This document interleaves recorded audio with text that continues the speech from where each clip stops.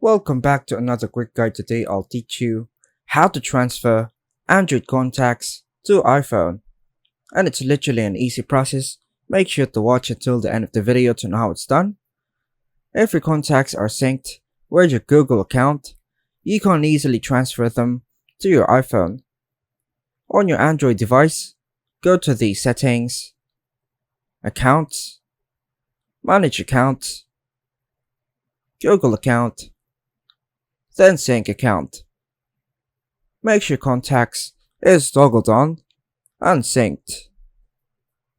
Now, on your iPhone, go to the Settings, Mail, Accounts, Odd Account, Google.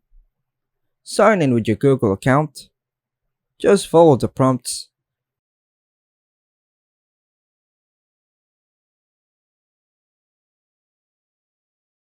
And make sure Contacts is toggled on.